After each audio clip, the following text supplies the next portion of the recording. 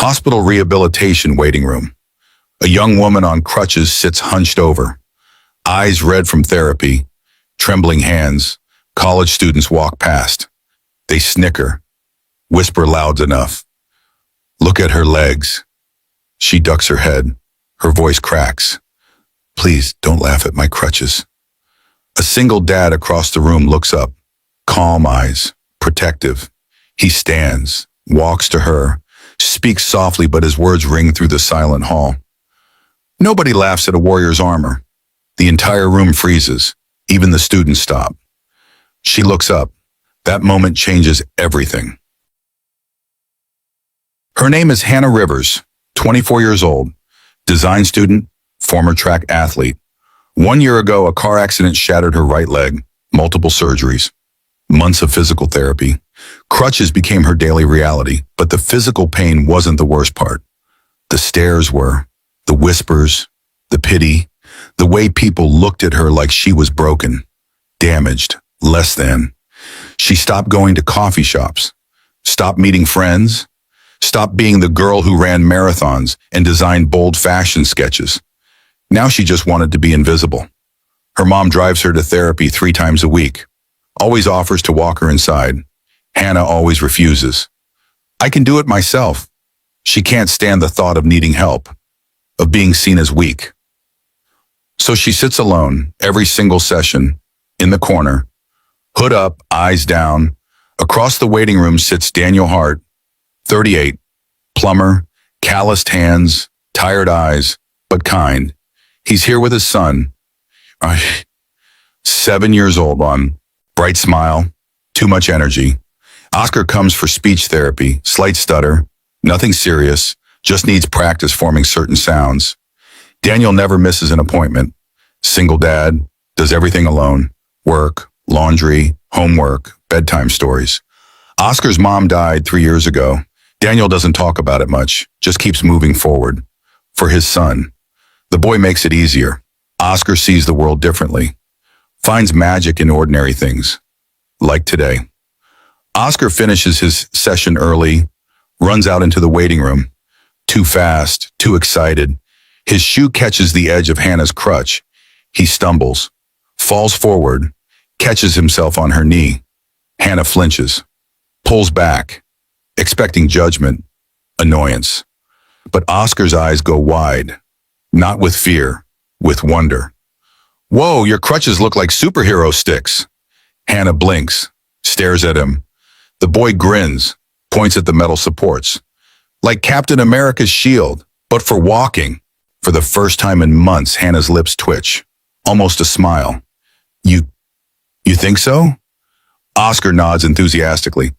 Yeah, they're so cool. Can you do tricks with them? Daniel walks over, gently pulls his son back. Oscar, leave the nice lady alone. But Hannah shakes her head. Her voice is soft, fragile, but real. No, it's okay. She looks at Oscar, really looks at him. I can't do tricks, but they do help me stand. Oscar beams. That's the best superpower, standing up when stuff is hard. Hannah's throat tightens, her eyes burn. This kid, this random 7-year-old, just gave her more dignity than anyone has in a year. Daniel meets her gaze, nods once. Understanding passes between them. Come on, buddy. Let's let her rest. Oscar waves. Bye, superhero lady. Hannah lifts her hand, waves back. And for the first time since the accident, she doesn't feel like hiding. She feels seen, not pitied, not mocked. Seen. That small moment plants a seed. She doesn't know it yet, but everything is about to change. Because next week when she returns for therapy, something will happen. Something that will break her completely. And Daniel will be the only one standing between her and total humiliation. Subscribe if you believe small kindness changes heavy days. 1 week later, Hannah returns for her Tuesday session, physical therapy, the hardest day of the week. Today they're working on balance, standing without support, building strength in her damaged leg. Her therapist is patient, encouraging. 5 more seconds, Hannah. You've got this. Hannah grits her teeth, sweat beads on her forehead. Her leg shakes violently. 4 seconds, 5 seconds, 6. Her knee buckles. She crashes to the mat, hard. The impact echoes through the therapy room. Hannah's face burns with shame. She scrambles for her crutches, tries to get up quickly, pretend it didn't happen. But it did happen, and they saw. In the corner of the room, 3 college students watch. Physical therapy interns. Here to observe and learn. They're supposed to be professional, respectful. Instead, one of them snickers, covers her mouth, whispers to the others, "She'll never walk normal again." The words slice through Hannah like glass. Her hands freeze on the crutches. Her chest tightens. She heard it. Every word. The therapist doesn't notice. Too focused on charting notes. Hannah finishes the session in silence. Numb. Robotic. When it's over, she doesn't wait for her mom. She limps to the waiting room alone, sits in the far corner. Hood up, face hidden. But she can't hide from the voices in her head. Never walk normal again. Never walk normal again. Never walk normal again. Her throat closes, tears burn behind her eyes. She tries to breathe. Can't. The waiting room is full today. Families, patients, staff, and sitting 3 chairs away is a young mother. Designer purse, perfect makeup, scrolling her phone. She glances at Hannah, then looks away quickly, but not quickly enough. Hannah sees the expression, the judgment. The woman leans toward her friend, whispers, "Maybe she shouldn't be here if she can't handle people staring." Hannah's vision blurs. She pulls her knees up, tries to make herself smaller. The crutches lean against her shoulder. Cold metal, heavy burden. She wraps her arms around them, like they're the only thing keeping her together. Her voice comes out broken, barely a whisper. "Please don't laugh at my crutches." She's not even sure who she's talking to. Maybe everyone. Maybe no one. Maybe just herself. Across the room, Daniel hears it. He's early today. Oscar's session doesn't start for another 20 minutes. But he hears the tremor in her voice, sees the way she's curled in on herself. Oscar tugs his sleeve. "Daddy, that's the superhero lady." Daniel nods slowly. "Yeah, buddy, it is." "She looks sad."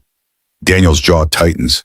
He looks around the room, sees the young mother still whispering, sees the lingering smirks from the interns passing through, sees Hannah trying to disappear. Oscar whispers again, "Can we help her?"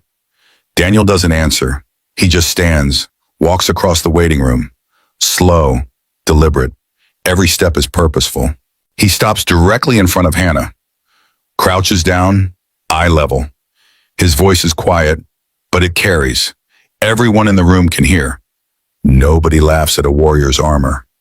The room goes silent, completely silent.